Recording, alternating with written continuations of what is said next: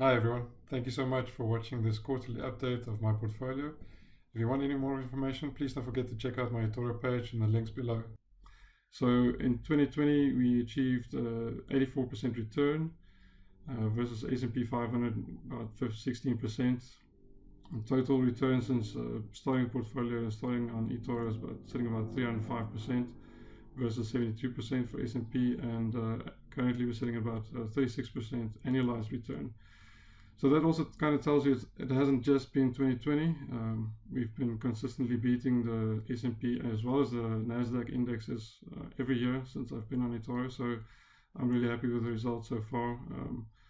It's been real fun. Like I said, I really enjoy this. It's something that I research a lot. Having that consulting role where I work a lot of these kind of projects as well in technology, I get to use a lot of these products that's actually in the portfolio. And some of the ones that I don't, obviously I try and get to research as much as possible to find out more about them. If we look at what's happened recently just in terms of copiers, we've seen a huge number of growth in copiers as well just in the last couple of months. I thought I'd just share this because it is always quite interesting just to have a look at the correlation with what's happening in the markets and people joining, whether it's copying me or investing in funds and the market in general. So we've seen a huge growth in copiers over the last couple of months. And just interestingly, I just also like to just show this as well, because you can see there since I think we hit the peak in terms of the portfolio value in end of December, and then it started dropping down. In space of about 15 days, also lost about 1,000 copiers. So, I mean, for you, if you're still copying, this doesn't really have an impact, but obviously I just try and highlight this because, I always try and bring home that this is a long-term kind of portfolio. You're going to have these dips in the market, and I just hate seeing people, joining and then having only been invested, in this fund or this portfolio, copying me for such a short time, leaving with a slight loss. Maybe just a couple of dollars, depending on how much you copied, but it's still just worth bearing in mind that this is a long-term portfolio. And you'll see it in that chart. I mean, there's many times over the years that depending on when you started copying, you could have maybe started at a bad time. I don't see it ever as a bad time. I always think now is the best time to join the markets if you do it the right way. You just have to be patient. You might have just started at one of those peaks and the market just goes through these steps. And I just highlight that so you don't fall into one of these kind of patterns where people buy when the markets are doing really well, and as soon as that market, that stock or that investment that they've put money into drips a little bit, they sell out of fear and they move on to the next thing that looks promising, and they get kind of stuck in the cycle, and it's a vicious cycle that can really be detrimental to you if you're investing in the markets.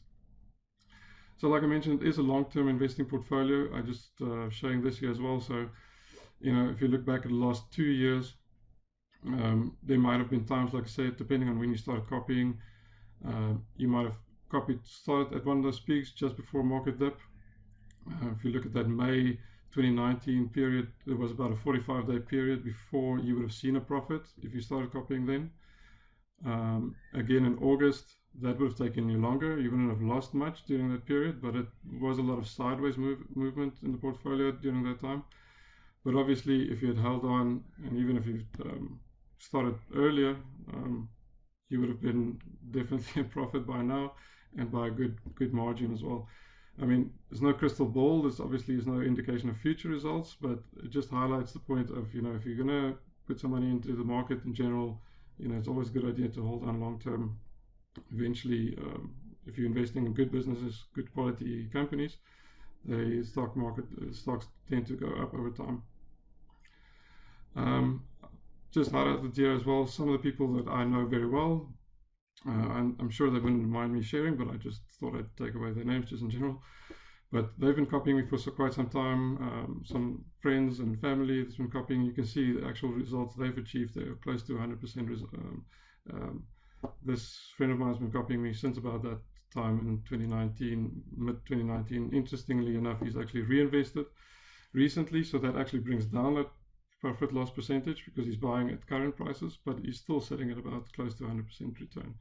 And just another one as well, highlighting, can see over 170% there return. So obviously, again, there's no prediction of future results. I just wanted to show and highlight, the real results people are getting from copying and staying invested long term, copying me. The fact sheet is also, there's a link on my pinned post, so you can go through that. I'd say this is a great way of looking at portfolio and the results. eToro is a fantastic platform. I love it. And one of the main reasons I love it is because of the social interaction and that ease of user interface is awesome. One thing it does do, and I hope they don't mind me saying this, but it does tend to make you maybe want to trade a little bit more than you maybe should, for a lot of new coming investors as well, because it's so easy, because it's so transparent. So, if you're copying me or any investment, I always advise, rather look at this kind of fact sheet on a month-to-month basis, rather than worrying about what stocks are doing on a daily basis. I get a lot of comments, people asking, what's happening, and the market has dipped by like 2%. You only need to go back into March last year, when the market was dropping by 6-7% for a couple of days on end. Obviously, that's in a bit of an extreme, but markets do go through these very volatile shifts, and it's good to try and just forget about it, sit back, and just look at it on a month-to-month. One thing I thought was interesting just to show, one of the stocks that's contributed a huge percentage to the growth in my portfolio over 2020 was Tesla. So the chart you're seeing on the screen there is what we call a top-down chart. So it shows you the percentage of off the all-time high. So as you can see there, in 2020, there was a time that Tesla was down by close to 60%, a little bit less, over 60%. And you could say, 2020 was an extreme year for a lot of stocks, but if you look at 2019, the same thing kind of happened. Tesla was also down. Also at one stage during 2019, Tesla also lost about half of its value, down 50%. Of course, 2020 alone, Tesla gained by about 730%. So it's an amazing result for one stock to achieve that kind of results in 1 year. But you've got to be able to live with that kind of volatility. That's why we're not investing in one stock. We've got a nice group of diversified 41 plus stocks at the moment. But it just gives you an indication of how the market moves, and a stock like Tesla can move.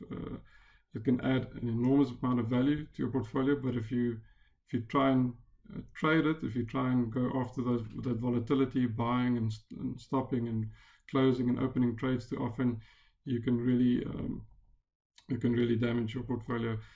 Just by holding it throughout the period is when you really start getting those gains from these kind of stocks. So there you can see that chart. It looks a little bit chaotic. It looks all over the place, not great from an investment perspective.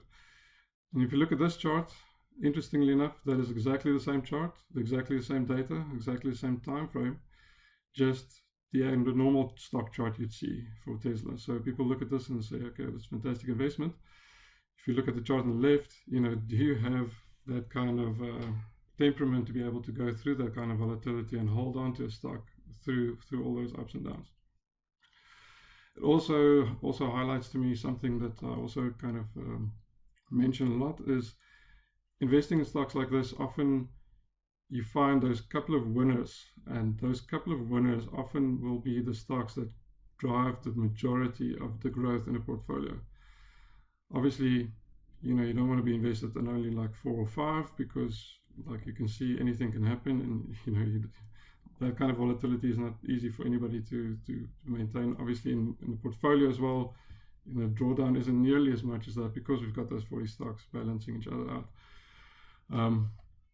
But it is good to just have this kind of view in place. And like I said, the other thing to remember is you need to let your winners run. So the idea with that is, if you look at that chart on the right, there's been many times, especially during the 2020 period, where you could have said, okay, let's take some profit off the table. This stock has grown enormously. But what often happens, people don't put their money back into stocks. So they take the profit, maybe put in some other stocks, thinking they'll put some back into Tesla when the price comes down. And as you can see on the chart on the right, it's very difficult to time that. What happens in the majority of time, you never get back into it. So one of my key philosophies is you let your winners run, you don't try and time it. If it's a good run business and you still believe in its future prospects, like I do with Tesla, it's a good idea to just let that stock grow. And I'll show you as a practical example. One of the awesome things about eToro is you can obviously go to my portfolio and you'll see each trade that I've done, and you can see some of the Tesla trades in there. So if you look at that first one, opened in the middle of 2019, that's up by about 1,700 and something %. So just to show that kind of, over that time, a lot of people would have asked me, why are you not closing that trade? Why are you not taking that profit? That's exactly for that reason. So you let your winners run, let it do the work for you. So this is just some of the other stocks that contributed to the growth in 2020. Tesla obviously being a big one, but there were some other big ones as well. Fiverr, one of these gig outsourcing platforms that allows you to contract some small jobs. It's become hugely popular, and especially in 2020 with everything that was going on. Actually did better than Tesla, so that's been in the portfolio. Zoom obviously goes without saying why Zoom has been so popular. We're using it right now. Fastly, content delivery network, edge computing. I'm not going to go into all of these. I have to stop myself, but you'll see a lot of those big winners in 2020 that's contributed some of the growth in the portfolio, some of the stocks that I follow very closely, and I've been investing them for quite some time, not just in 2020. They've been in the portfolio for quite some time. But you'll naturally see what tends to happen over time. Some of these stocks starts to, the exposure starts to get a little bit bigger in the portfolio as they grow. And like I said, as long as you still believe, and I believe in the growth prospects of those companies, there's no reason to close those positions. The only caveat to that is if obviously one of my rules is just I don't like to have a stock grow to more than 10% of exposure, one single holding more than 10% of the overall portfolio. So if that happens, that is, for me, that's a good time to take some money off the table and put it back into other stocks or keep it in cash. Like I said, we're still early in January, so earnings season is just coming up now. This was based on end of last year, most companies' Q4 results. Just highlighting some of the companies and some of the big companies taking up some of the bigger positions in the portfolio and the phenomenal performance they've shown. Not just again in 2020, but for the couple of years running now. So there's a lot of concerns around valuations with some of these companies. But if you look at that revenue increase year over year for some of these companies, if you look at Shopify is one of those companies that's benefited a great deal because of 2020 and everything that's happened. But it has actually increased its revenue year on year based on the last quarter results by 96%.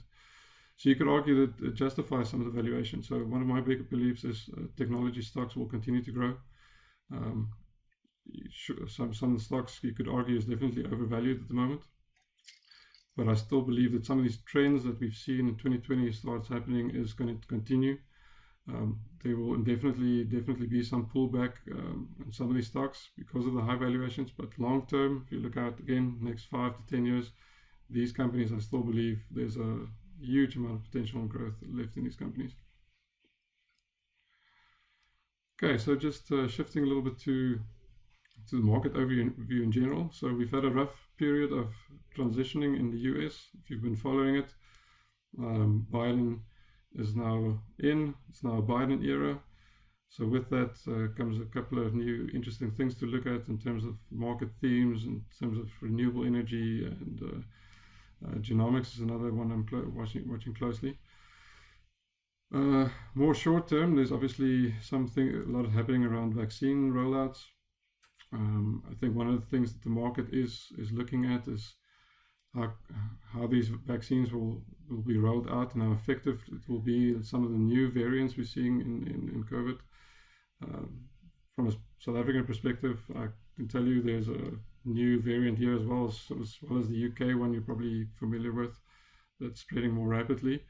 So some of the concerns around whether or not the vaccines will be as effective. I saw an interview yesterday with the Moderna CEO, and he was saying pretty confident that the vaccine will be able to be effective against these new variants, as well as they can quickly update the vaccines and to whatever happens with the COVID and the mutations happening. The bottom line is, from what I got from that interview, is we're probably going to be with COVID for quite some time, or some variation of it.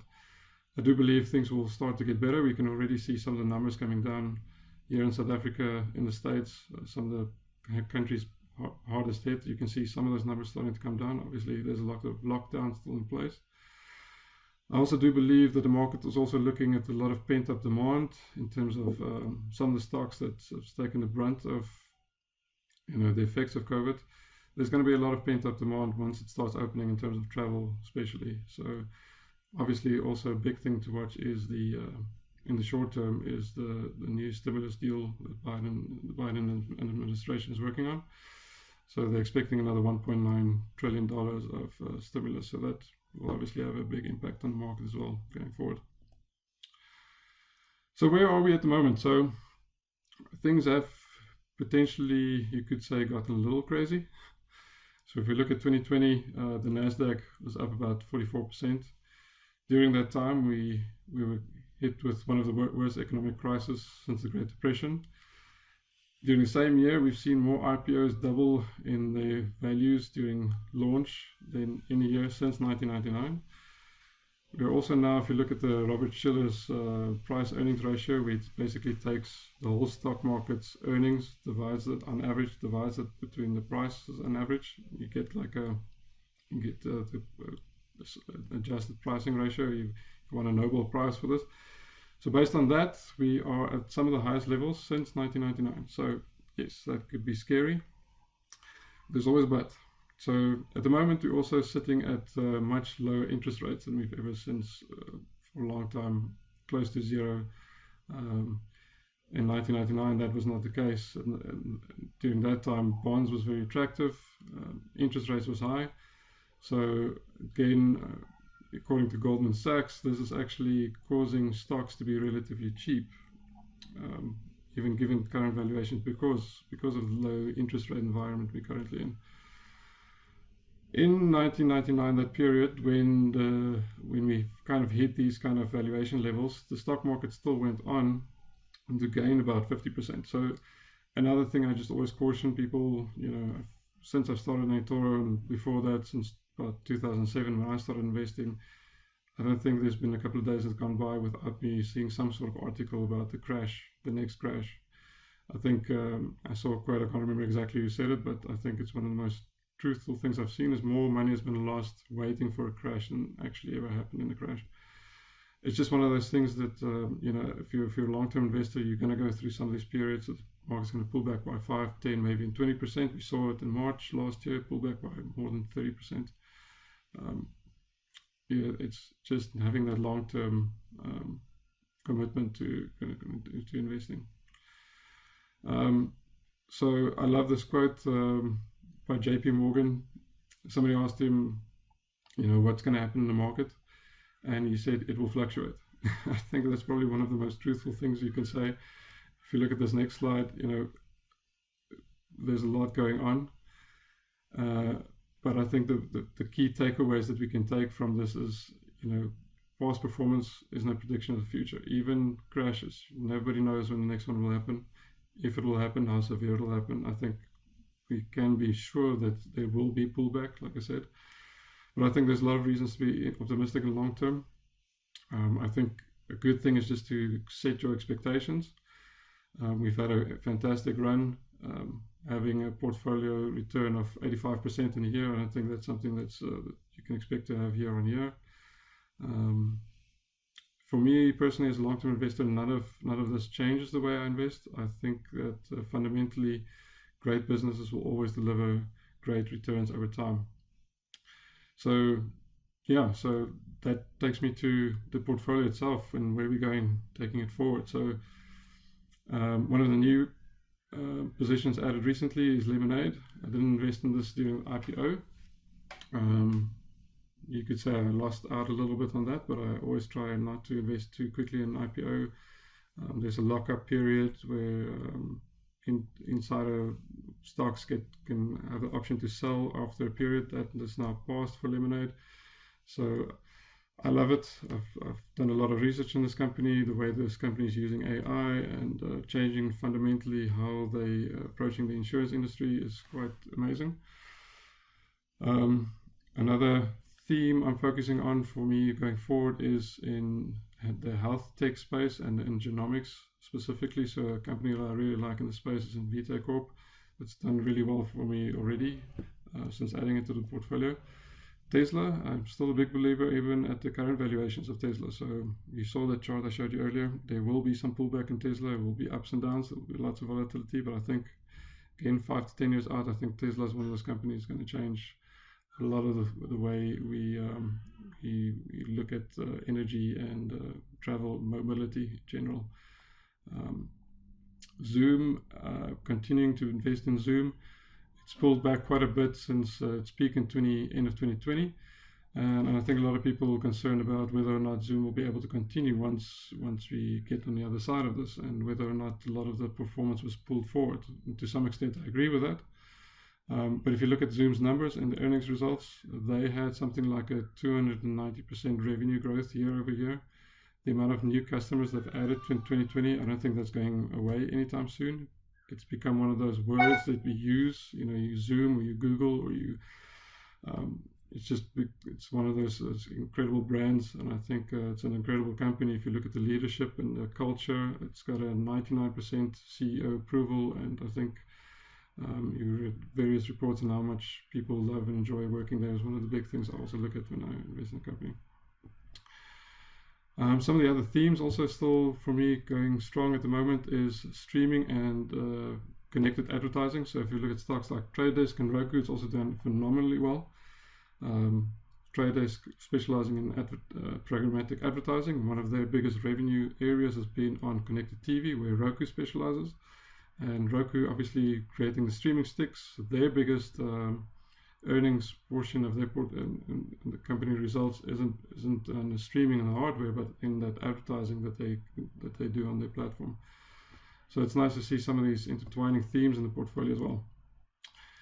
So this is quite a busy slide, but just some of the way I approach some of the things. So that's kind of like all the stocks I'm looking at, both in the portfolio at the moment and some of the ones in my watch list, grouped into these kind of themes. So I like to call it like a basket kind of approach into investing. You'll see some of these kind of things in eToro as well, where they've got their different kind of copy portfolios. So I love that approach.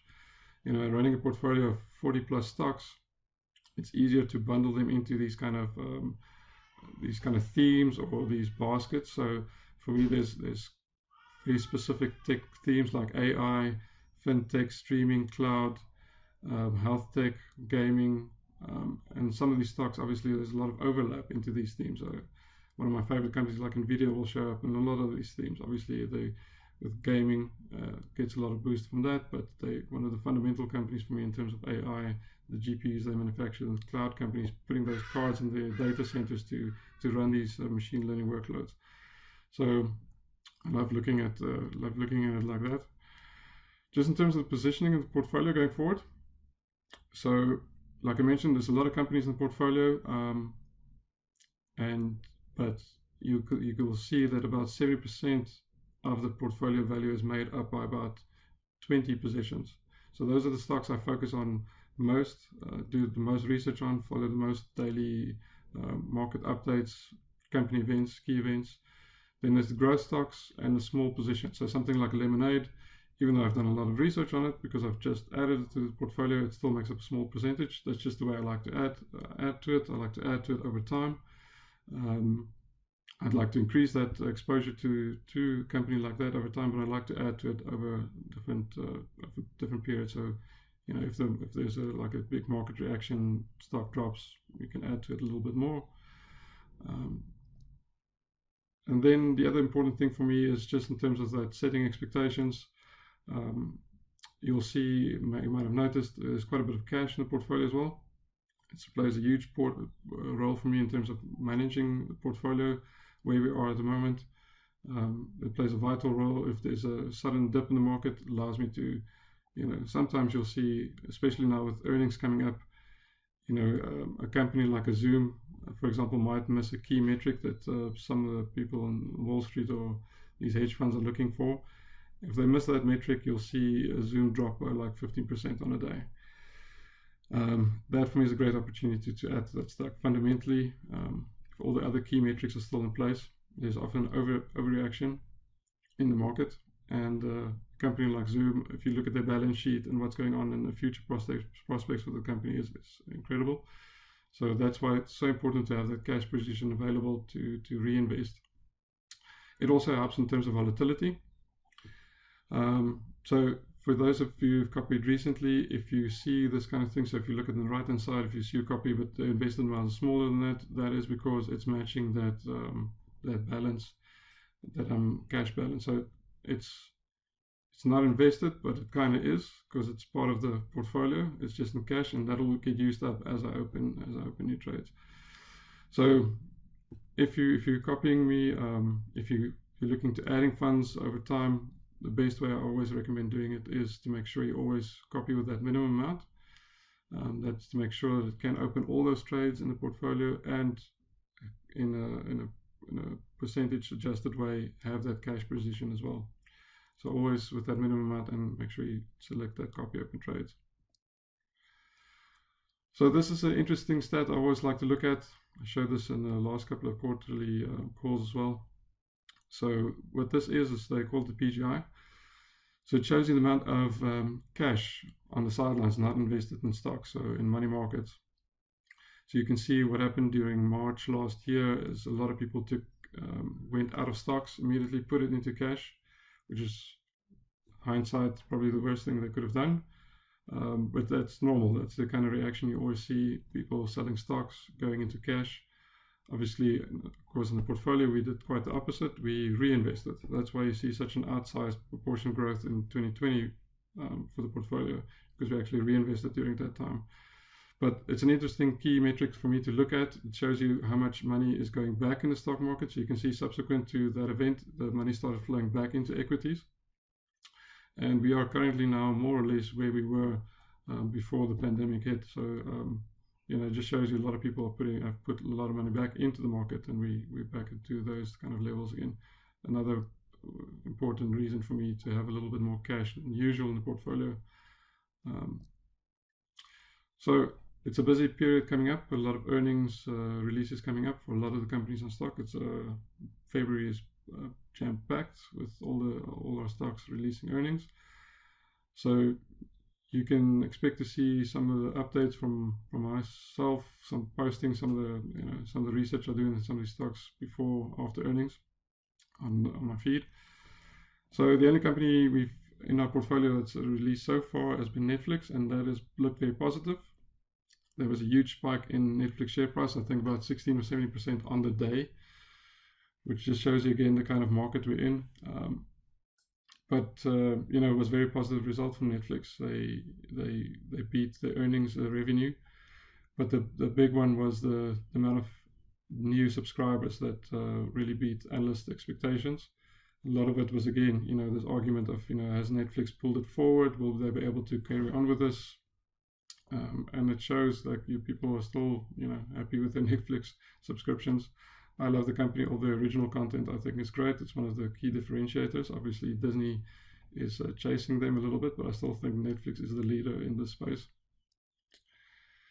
Okay, so just to end off, before we go to the Q&A, just some risk management. None of the positions in the portfolio use leverage, so that gain of 85%, 84% been achieved without using any leverage.